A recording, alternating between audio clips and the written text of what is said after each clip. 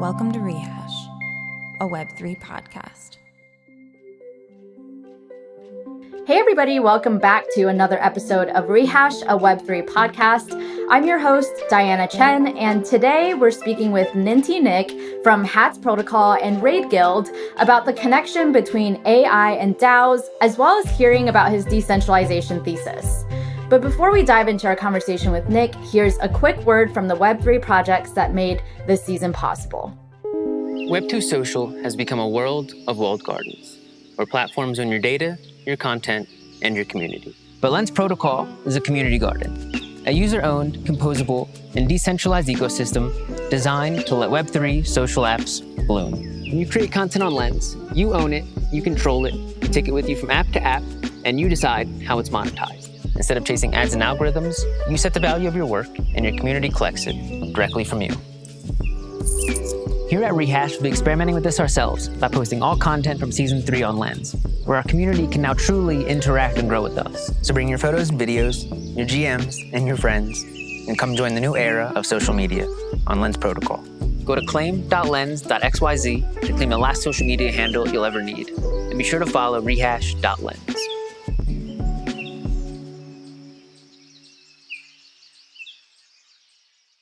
Contributing to a DAO can feel like this. Contributing to several DAOs can feel like this. But it doesn't have to. With Avenue, you can filter out the noise, get to know more DAOs, and start contributing right away. Avenue allows contributors to form organic teams to work together on the things they love. This means DAOs can operate, coordinate, and collaborate at a scale that used to be impossible. Because working together in a DAO should be like making music. The drummers drum, the singers sing, and when collaboration leads the way, a song emerges. No more relying on the core team to get things done. It's time to get your community contributing. To give your DAO the information they need to know, the tools they need to self-organize, and the spaces they need to work together, visit avenue.place.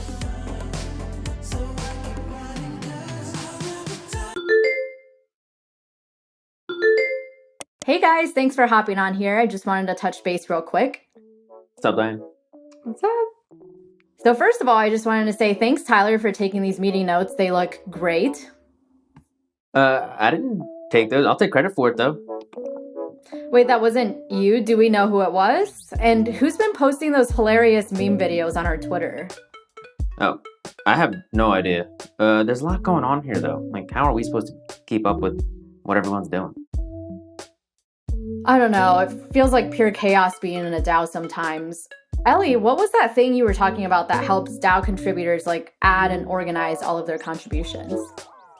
Oh yeah, it's called Govern. It's like GitHub for DAO contributors. Ooh, that sounds cool. How does it actually work? Yeah, so it's actually a protocol where DAO members can add any task they've completed as a contribution. And then their fellow DAO members can attest to them to confirm that those contributions were valid without the need for a core team to do so. What you end up with is a simple bottom-up way for members to build out the DAO's contribution graph themselves. It gives contributors more power and freedom. It makes it a lot easier to accurately reward everyone. DAO members actually own all of their contributions, so if they want to jump into another DAO, they can actually prove they know their stuff. Okay, I'm sold. Can it be on chain? Of course, but on Gnosis chain, so transactions are super cheap. Ooh. All right, yeah, I'm down. Diane? Yeah, for sure. Let's set it up. What's the link, Ellie? Just go to govern.app, and that's govern without the E, so GOVRN.app. Perfect. All right, well, if you guys got this, I got to jump back to another call. Hey, Nick, welcome to the pod. How are you? Hey, I'm doing great. Thank you so much for having me. Of course. I love your hat. If you guys are listening to the audio of this, go check out the YouTube version or the LensTube version, because these new hats from Hats Protocol are literally the number one Web3 merch I want right now. And I'm just going to give Spencer Graham some more grief on air for not reserving one for me when he said he would, but I'll get one eventually. Nick, so for anybody who doesn't know who you are, I think you might be one of the most underrated people in this space, in my opinion. I just went down a deep dive on all the things you've written, on all the podcasts you've been on so far, which really aren't that many. And I know I was DMing you privately that you should go on more podcasts, and I stand by that. And I'm just glad that our DAO members voted you onto the podcast so that I have the opportunity to have this conversation with you. But for anybody who isn't familiar with you, since you like flying under the radar so much, can you just introduce yourself a little bit, what your background is, and how you got into this whole space? Yeah, absolutely. So I come from an artificial intelligence background. Originally, I studied computer science and finance to try to make video games. I was a big gamer growing up, and that's really informed my kind of Web3 experience. And that's where my name comes from. It was an old gamer tag from when I was playing first person shooters. But really, why I got interested in DAOs, I was introduced to the concept as DACs, decentralized autonomous corporations, back in 2017, which is kind of like the first dark age of DAOs. And they were explained to me as an artificially intelligent company or an AI managed, algorithmically managed company.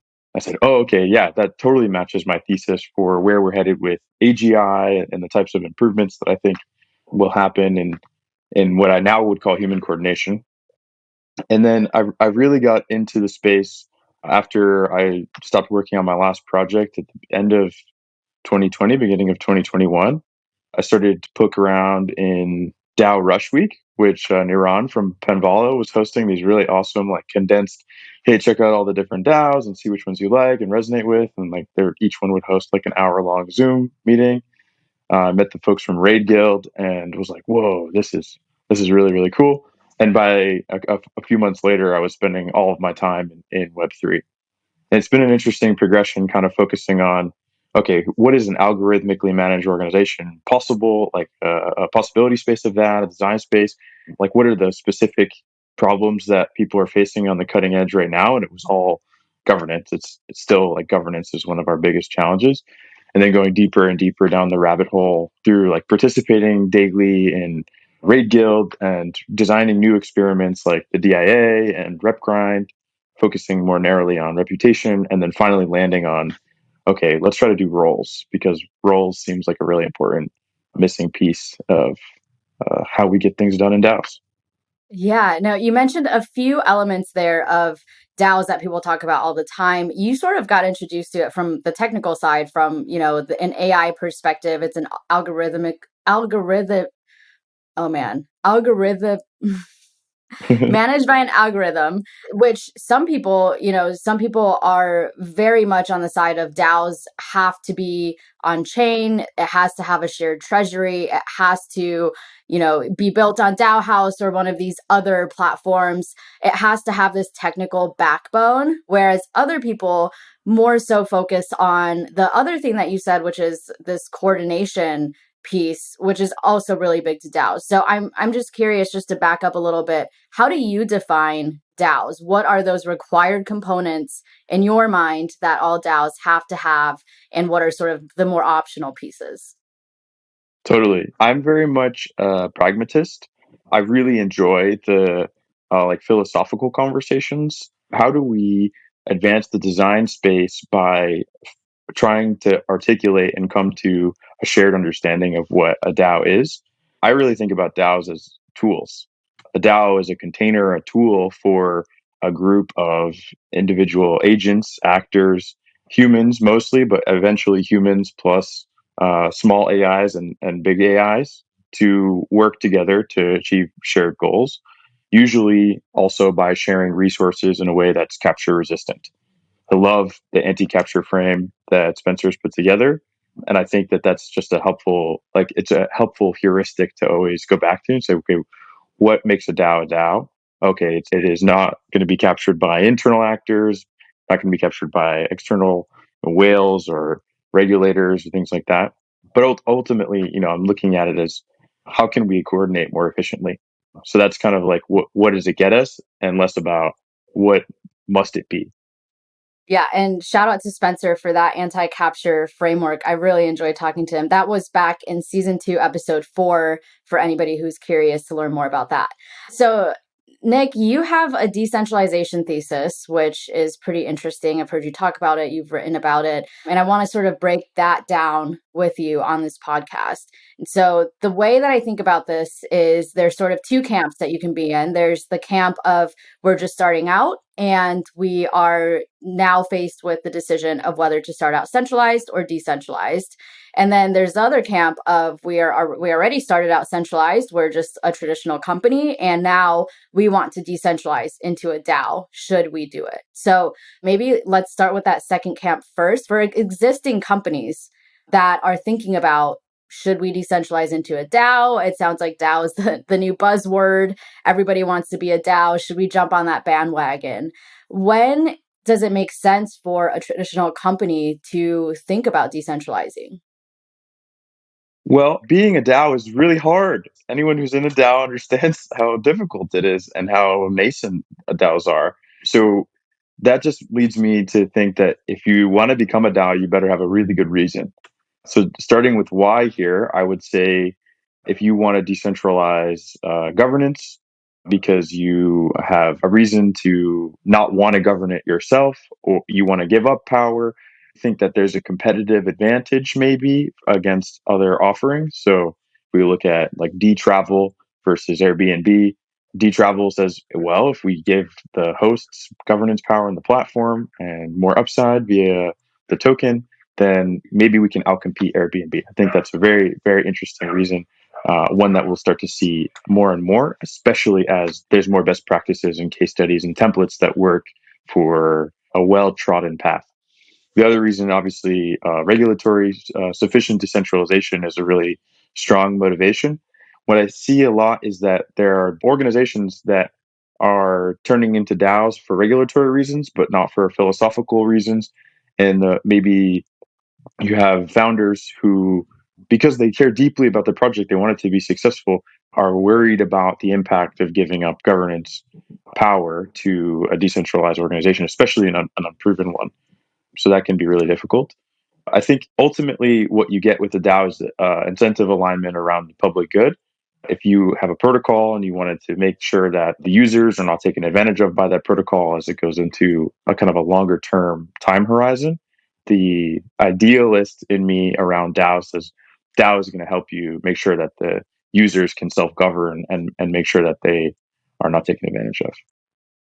Okay, so it sounds like sort of the advantages of decentralizing is that, decentralizing can potentially make your product or protocol or whatever better because you're basically getting a lot of direct consumer feedback.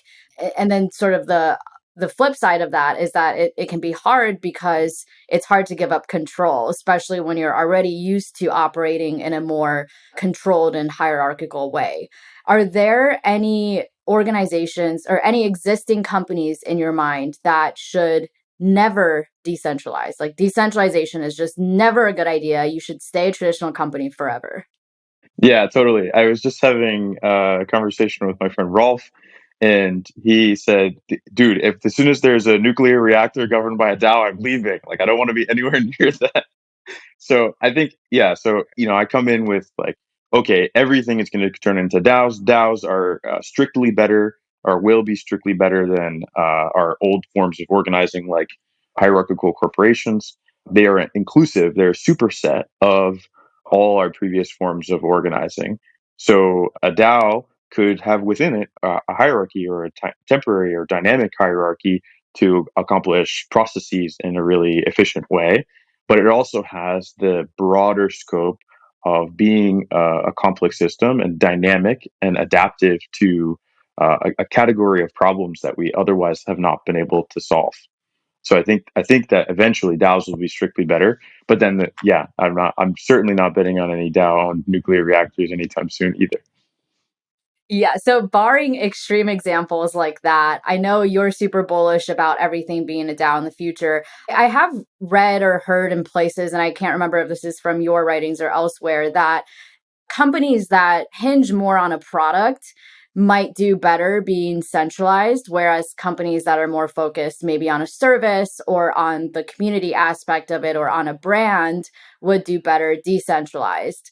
What do you think about something like that? And, sort of pulling back from the extreme example of a nuclear plant or something like that, do you think that in the long run, that some companies or some organizations would be better served being a centralized company versus being a DAO? Thank you for not letting me get away with the straw man. I think that when we talk about product, my previous experience is being an entrepreneur, building products, working on product teams. How do you DAOify that, and what are the benefits of turning that into a DAO? And I think one of the things we have to talk about here is leadership and delegation, authority. So when you have a traditional product team, you have a product manager, a designer, maybe several designers, many engineers, front end, back end. You have a cohesive unit that is able to coordinate the deep level of coherent context in order to ship something together. And in DAOs, we sometimes miss the opportunity to get to that level of coherence with one another. So my question would be, what tools are necessary or missing in the DAO space right now to get to that level of coherent context? I know, like Richie at Clarity is really thinking about, okay, what does it take to build a tool that gives teams that level of shared context? And Discord messages flying through at all times of the night with no like real angle on what's signal and what's noise is not it. So I think what happens is people end up defaulting to the stuff that we know, but really we're in this super rich soil, this petri dish of experimentation where new and interesting ways of coordinating things like product work, which I don't think we've really solved for in a DAO native way, will come out. And I think that obviously working on hats, thinking about the delegation in a DAO native way to individuals to feel empowered to get work done, whether that's design work or engineering work or a product leadership, and making sure that the DAO is ultimately still in control of who is given those authorities for what time periods, under what conditions. It may be a balance between kind of that, like what I was saying, that superset, like the hierarchical organizations that are dynamic and can grow to get specific things done while being in the larger context of an impact network that's focused on resolving all of the dynamic challenges that come up over time. So I would say it's we're not quite there yet, but I'm hopeful for the experiments we can run. And so, for an existing company that wants to get there, what does that process of progressive decentralization look like? We hear about a lot of companies attempting this. I personally haven't really seen any company do this successfully, despite how much people talk about progressive decentralization. So, I guess in your mind, what does progressive decentralization look like to you? And have you seen anybody do this well? Totally. It's just a really, I want to caveat this because it's a very interesting topic space. I almost get like the incredulous looks, or like the this is not the vibe, man, looks around progressive decentralization, because people are so like, well, why wouldn't you just do it as a DAO? Or like progressive decentralization is what like people who are invading the space do, not what DAO native people do, or something like that. So just trying to synthesize, put words to something that I feel. And with that caveat, I would say progressive decentralization is important. I would say I would go a step further to say continuous decentralization is important, because we have lots of centralizing forces.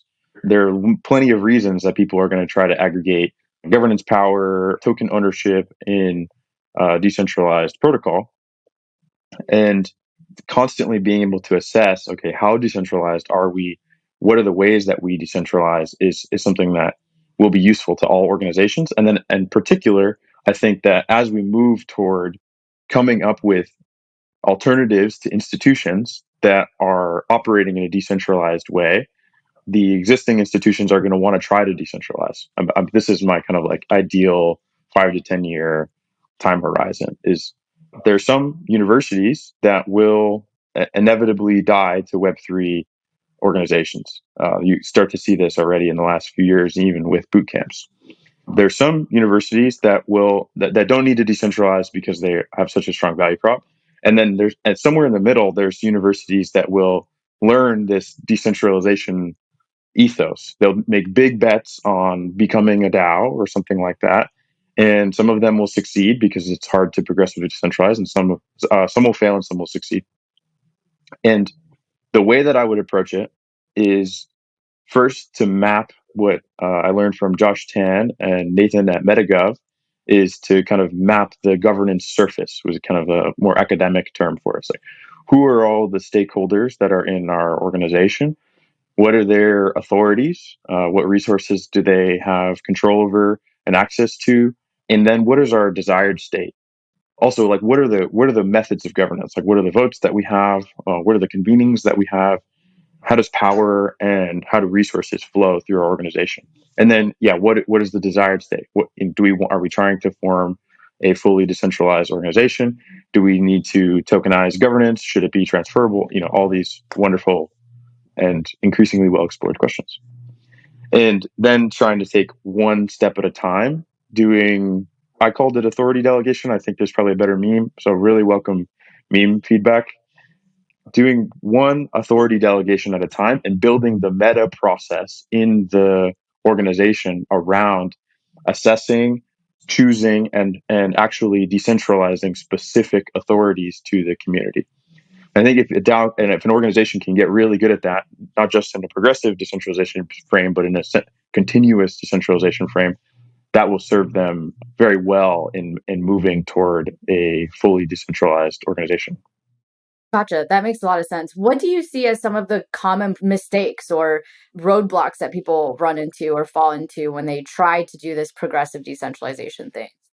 One, like I mentioned earlier, is like the early team has a difficult time parting with their excess authority, usually for no malicious reason, just because if I'm a product manager and we want to turn the product decisions over to the DAO, and my heart is invested in making sure that it goes well. So giving it up to kind of an experiment and seeing what happens, kind of like taking your hands off the wheel, generates a lot of fear, I think, for people, especially if they have a lot resting on it reputationally, in terms of their portfolio. Yeah, I think it's a really scary thing. So not letting go of power. I have and I will continue to face the same challenge. So I remain humble there. And then the other one is not finding the right people for the DAO. I think there's a lot of DAOs that are really, really big, and they don't have the level of engagement and contribution that's necessary in order to delegate authority to the community members.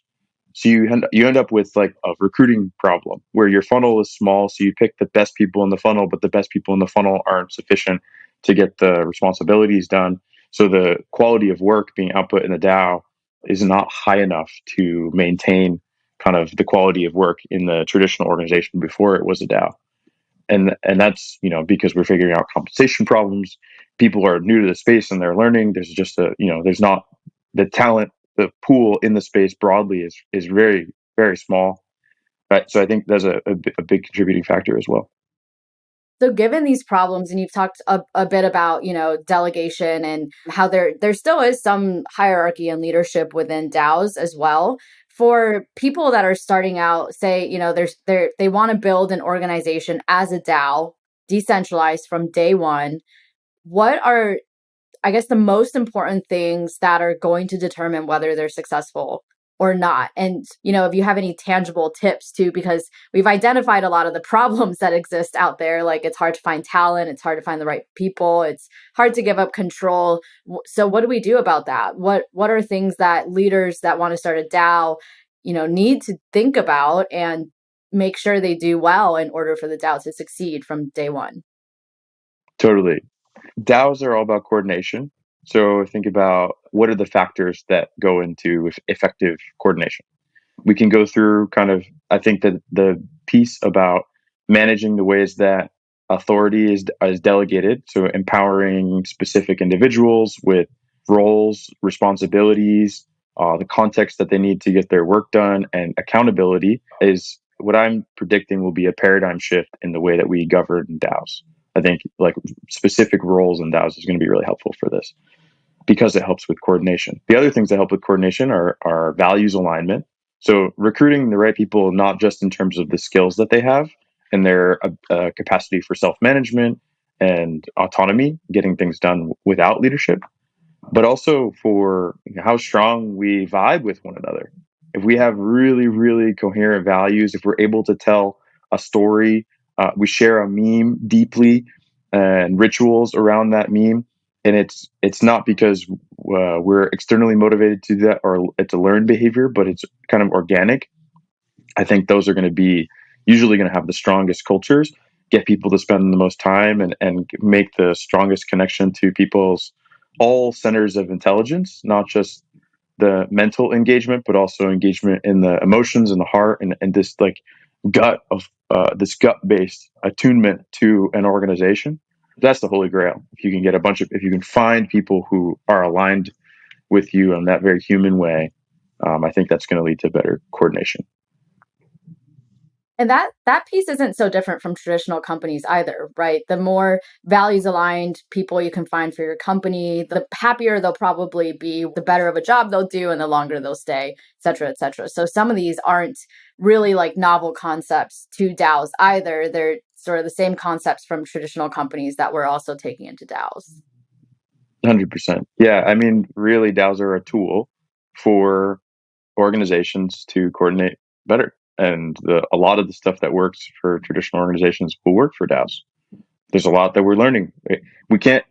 I'll say that we can't import it directly. Like we can't just like take a USB from the traditional organization and plug it directly into the DAO and say, okay, this is what we used to do, and this is going to work here, because the context of DAOs is fundamentally different.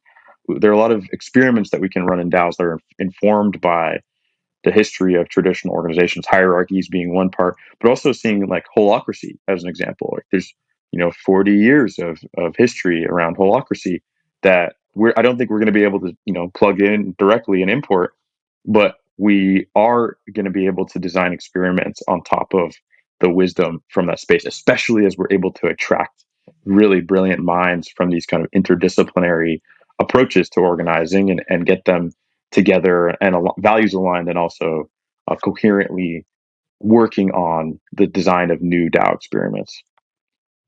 Yeah. And then lastly on this topic, I want to go back to your bullish thesis on DAOs, overtaking traditional organizations in the future. You have this graph that you made that maps out what you mean by this. You call it the coordination flippening. And this graph, for anybody who's listening and can't see, is you call this the path to efficiency parity. And you've got organizational efficiency on the y-axis, which is the value created per headcount hour. And then at some point, you have this DAO learning rate curve, which intersects with the traditional organization learning rate curve. And that is where the efficiency parity happens. And that's where DAOs will, according to you, overtake traditional organizations. Can you sort of break this down a little bit? Like explain what you mean by the learning rate for DAOs and for traditional organizations. And I'd also love to know when you think this will happen. You say this hasn't happened yet, but if you had to give your best guess, when do you think in the future that this will take place? Totally, absolutely. So for anyone who doesn't know, the flippening concept comes from ETH flipping BTC and market cap, basically. And the idea here is that the coordination power or the value creation efficiency, something on the y-axis, I'm not 100% sure, something about the ways that DAOs are able to coordinate and organize will flip the capacity for traditional organizations' capacity to organize. The way the chart is laid out is that the traditional organizations are learning kind of linearly, adding incrementally different software tools, different coordination processes in like HR, organizational design, that is advancing the discipline. But DAOs have these amazing network effects, both internally as networks themselves and broadly as an ecosystem of open source coordination and the network of DAOs sharing learnings and creating composable building blocks and forking each other's code. That creates, in my hypothesis, creates an exponential learning rate. So of course, an exponential curve is going to intersect a linear growth rate. And the question is, where are we on that curve? Humans are traditionally very poor at understanding exponential curves of any sort. I think generally the advancement of technology is another interesting one. You see like how long did it take to go from the computer to the iPhone, and then how long did it take to go from the iPhone to like the stuff that we're seeing now with like GPT-3 and Dolly and these giant AI models.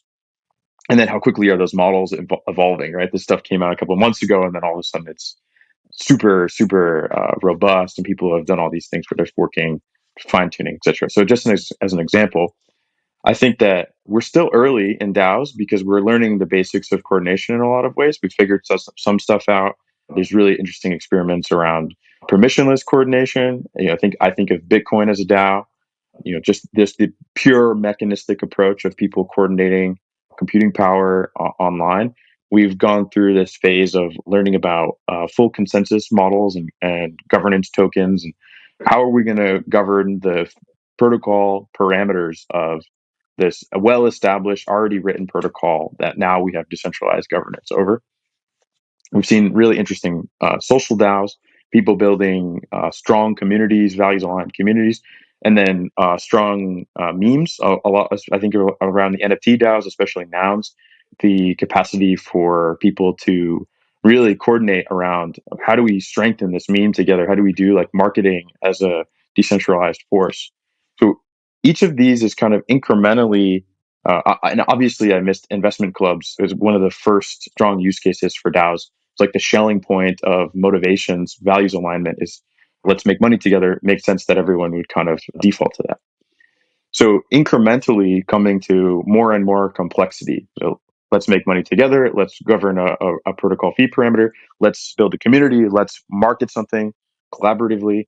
We're getting to an increasing amount of complexity in terms of the goals that we can manage as a decentralized network.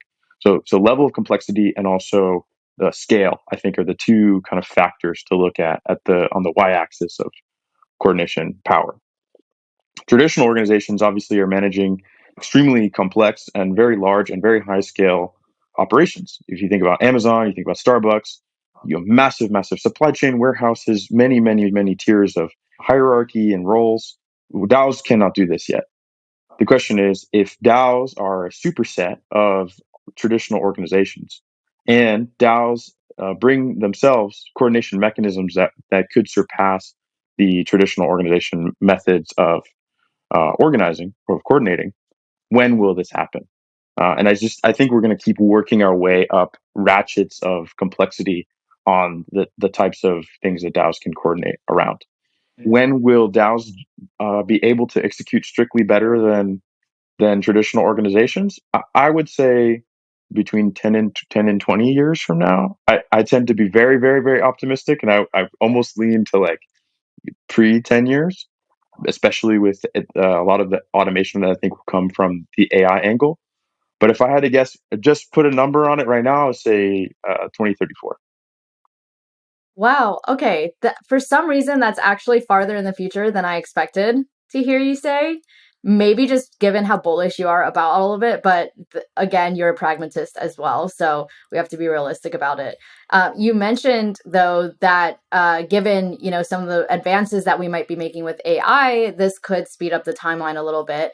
And I know something that you've thought about a lot, and you've given a presentation on this as well, is the intersection of AI and DAOs, and what role can AI play in DAOs, which I found to be super interesting because it's not something I had ever thought about before, or had seen anybody write about or tweet about or talk about. So in your presentation, I cheated a little bit and went through your slide deck.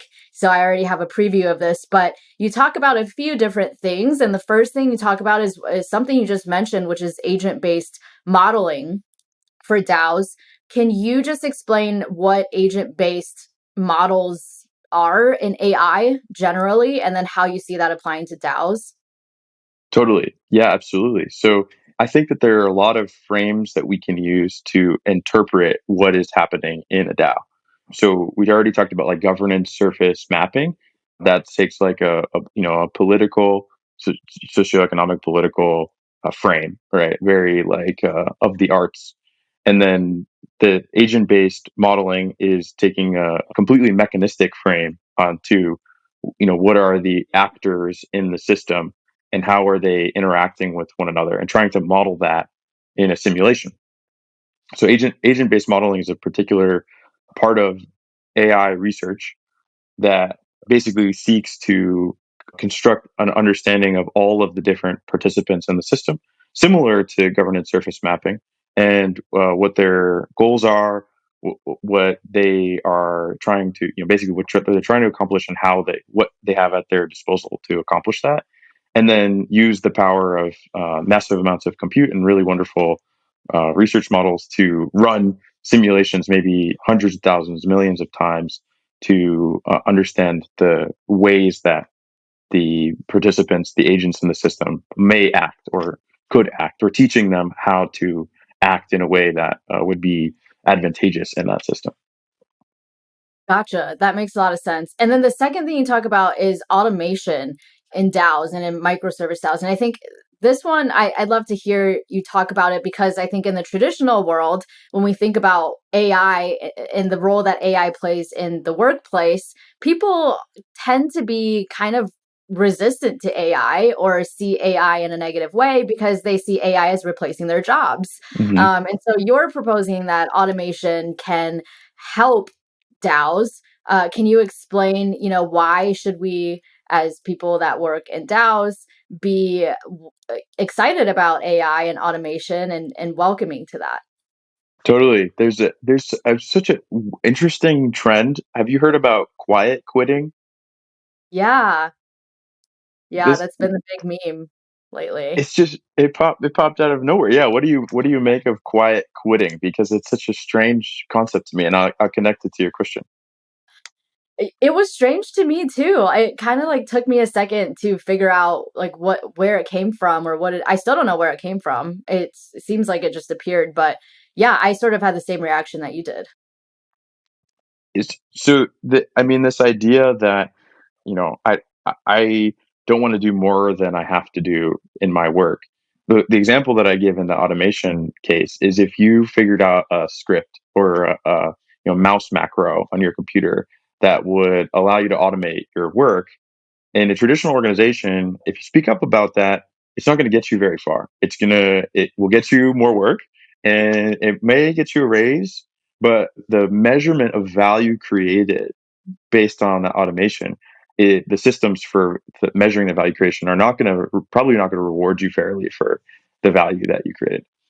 In a DAO, if you are in the ideal case, right? A lot of this comes from the ideal case, but if you're able to create some substantial automated value creation mechanism and share that openly with the DAO rewards you fairly for the amount, for some percentage of the value that you created, to say, hey, this, because of how we do things in this DAO-like way, we're estimating that the value creation is X, and we're going to give you Y% of X because that's our philosophy on compensation.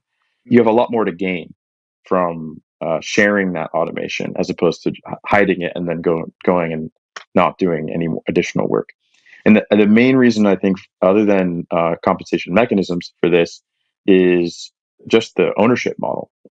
In DAOs, I think what's interesting is we're experimenting with these like fundamental ownership as primary. Own everything that you use, govern everything that you use, that you buy, that you participate in. Like, have a stake in every community that you're a part of. That makes me more excited and more trusting to share the automations that I create with those organizations that I'm a part of. And also gives me a belief that if there's automation that comes into the organization that creates more prosperity, more abundance for the organization, I'm going to see part of that, as opposed to, if there's an automation that comes in and there's 10 sales reps, and now the automation can do all the prospecting, all the lead generation, all of the CRM logging, and all someone has to do is be on the phone with prospects. And maybe there's only going to be 2 sales reps next year, and my job is on the line, and my well-being is on the line. And again, the game theory gets to my heart, and it's like, how am I going to take care of my family? How am I going to provide for myself, achieve my goals, whatever it is? So that's this distinction with DAOs. I'm very excited about the kind of ripeness for automation to come through in these new incentive systems of DAOs.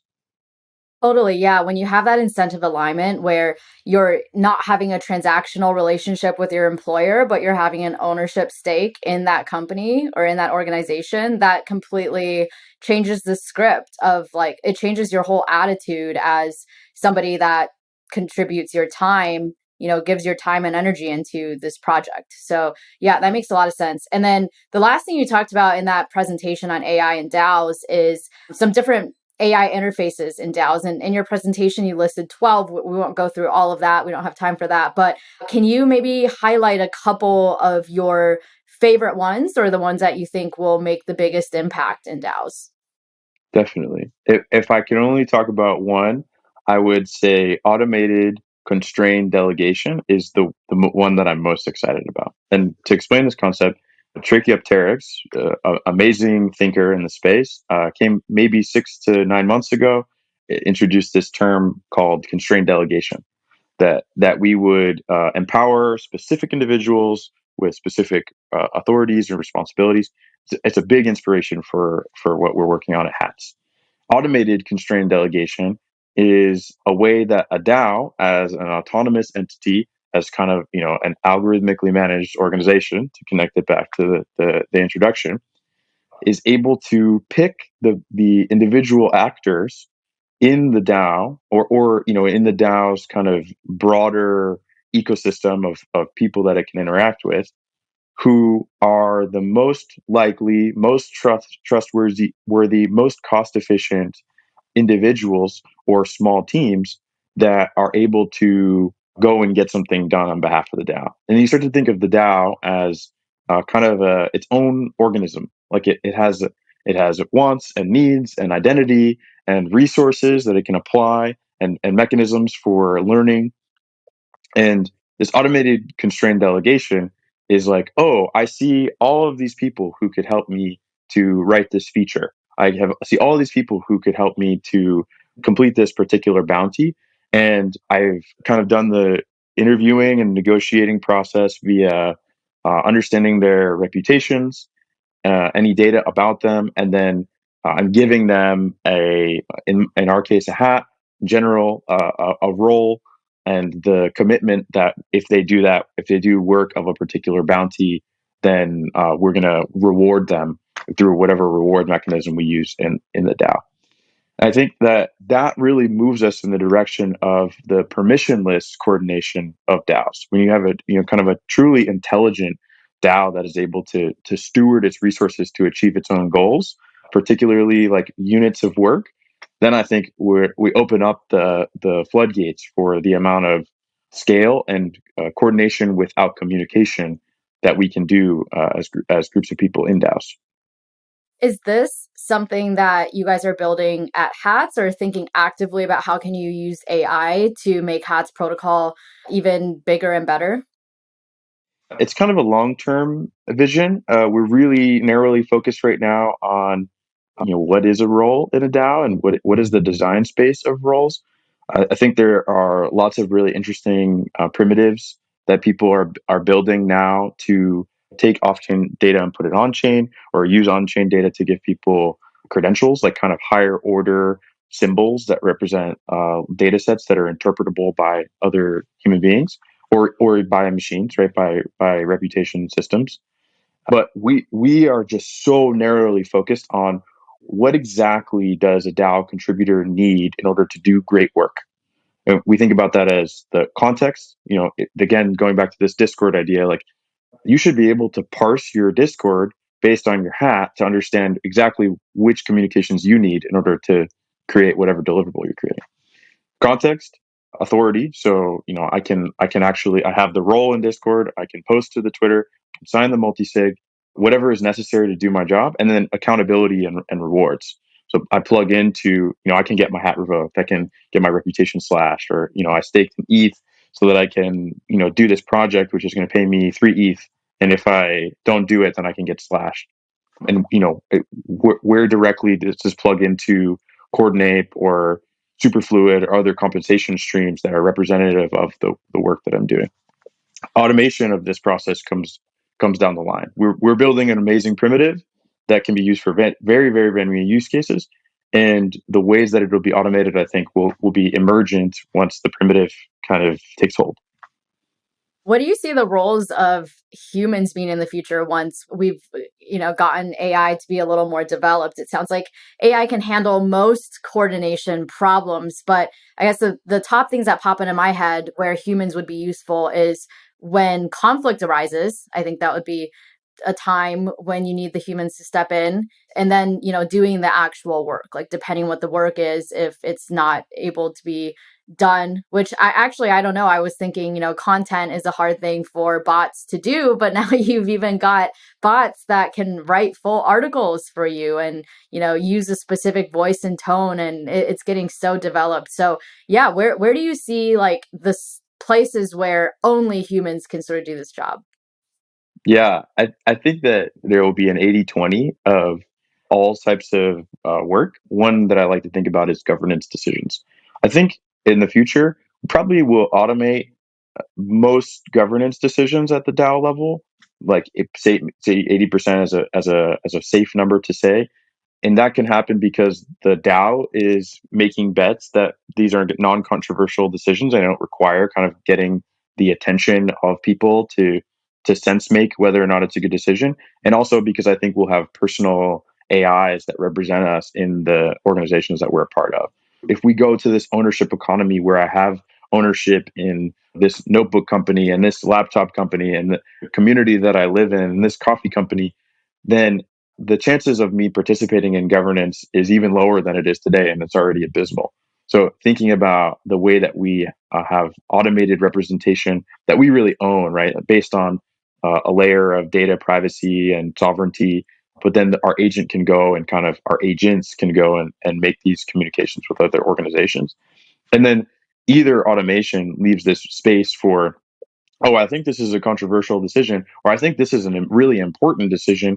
Let me put this into your sense making feed or your governance feed for you to actually go through and queue and vote on. I think that'll be a substantial part of our work in a very automated future of DAOs is kind of triaging the small set of governance decisions that are predicted to be important or impactful for us.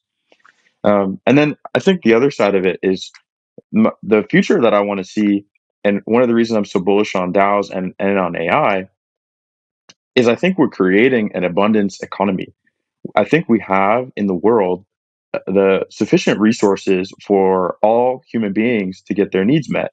And I think that increasingly we have the distribution capable to make sure that all people have their needs met. And now we need to figure out what we're figuring out in Web3 in part is the economic system that allows us to make sure that every person on the world has their needs met in such a way that they're able to actualize. So my very long-term answer is that I think people will primarily do the actions that are in that self-actualization category, whether that's if it's governance facilitation because that's your highest calling and your deepest passion, then so be it. I think a lot of people will dance. I think a lot of people will make art. I think a lot of people will experiment with writing code for fun. Like these very very different ways of operating that are really only accessible to us when we have our needs met, which in the world unfortunately is something that is still quite rare. So I'm very bullish on creating the public goods and the governance of public goods necessary for more people to thrive and flourish and self-actualize and create in this way. That's a world I would love to live in. So I hope you're right, and I hope we get there in my lifetime, in our lifetime. Me too. All right, I know you've got to go soon, Nick. So we wrap up every episode with a few questions, just a fun, quick questions. The first two that I have for you, I have been told to ask you specifically. The first one is, do you really take time to watch the sunset every day? Yes, as much as possible. I one of the reasons I love living in Miami is because of the access to nature, and I have a couple sunset spots that I go to almost every day, and it's on my calendar. So I like share this with my collaborators that like this is really important to me as a practice, and it gives me the opportunity to reflect. That's beautiful. I love that. Second question, just for you. This is a bigger one. Where is humanity headed? Ooh. Um, you can tell from some of my answers about DAOs and about the self-actualization bit is that I'm very, very optimistic. I think that where we're headed is a paradigm shift of interconnectivity with one another. The internet is kind of a first layer of this. Web3, crypto, bringing the internet of money online is another huge layer of that. And I think that what we're going to see is just a really deep sense of coherence at a humanity-wide level that allows us to be more peaceful and more productive, and also interplanetary. Like I'm really, I think that we're going to get to the point where we have more mastery of how to interact with nature and preserve, protect our Earth, and use and really just like coordinate at a global scale that allows us to not only self-actualize but be more in a peaceful inner and connected state. You have such a beautiful and optimistic view of the future. You've got to be like Thank you. happy all the time. Like I can't wait for the future. It's gonna be so great. I love That's it. how I Okay, feel. I've got 3 more questions. These are questions I ask other podcast guests as well. You get to rebrand any one thing in Web3 and it's guaranteed to stick. What do you rebrand? Oh, either MEV or Uniswap. I Oh, think I think that I think these are like really fundamental to. There's something that's really fundamental to our coordinating that's based on like the currency energy level, and I think there's opportunity to improve our coordination narratives by rebranding them. what would you rebrand them to? Oh, I was Gotta hoping you think would about say that. Yeah, I'm not 100% sure, but I want to pull inspiration from both decentralization and holographic consensus to something that is like more for everyone. Nice. Okay. Next one. If Hats Protocol were a famous person or animal or character from history or pop culture, who would it be? um, the first person who, oh, I don't know. I mean, so the hats meme is really strong. So I was like, okay, thinking of Dr. Seuss, thought of Lincoln. Who are like the famous hat wearers? Um, but if it was a specific, well, it could be an animal. Yeah. Yeah. Oh, do you know what a starling is, or maybe it's a sterling? I don't really know. What is that from? It's a specific type of bird. It is one of the coolest flock formations that I've ever seen. It's almost like a school of fish, but flying through the air, and they're coordinating just by finding local context to say, okay, this bird is here, this bird is here, this bird is here around me, and they're able to like make these amazing, very swift turns and maneuvers as a group. So that to me has always been an inspiration of like organic, nature based coordination. So cool. I just Googled it and they're a really pretty bird too. They're like very colorful, bright colors, very pretty bird. All right. And then last question for you. If money were no issue, like if you were guaranteed to be financially set for the rest of your life, would you still be doing what you're doing today, working on Hats Protocol, or would you be doing something else? Yes, 100%. I feel very fortunate and privileged to be in the position that I am, and I also have oriented myself primarily based on mission and purpose in my life, which has come with some sacrifices and some challenges, uh, sometimes around money, which I can talk about at another time.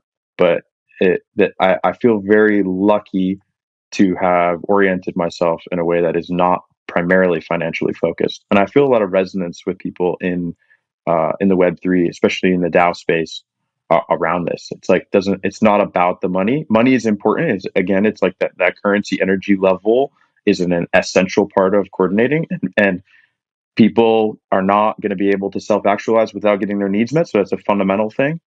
Um, and there's something bigger and more exciting that I think we're doing here, and I feel maybe again overly optimistic about that. Love it. Well, thank you so much, Nick. I know we had so much more we could have talked about. So maybe Rehash DAO members, if you want to vote Nick back on for next season, we can continue the conversation. But I learned a lot from our conversation today. I'm sure all of our listeners did as well. Thank you so much for being here. Last thing before you go, tell people where they can find you if they want to follow up with any questions or just keep up with what you're working on. And also where people can go to learn more about HATS protocol. Awesome. Yeah. So on Twitter, I'm at nintynick with an underscore at the end. Still trying to get the original name. And then to learn about HATS protocol, you can go to not today, but soon you'll be able to go to hatsprotocol.xyz to get kind of overview of what it is that we're focused on. In the meantime, you can visit the open source repo on GitHub. It's just HATS protocol. We've got all the contracts there. They're deployed on Gnosis Chain, and feel free to mess around with them.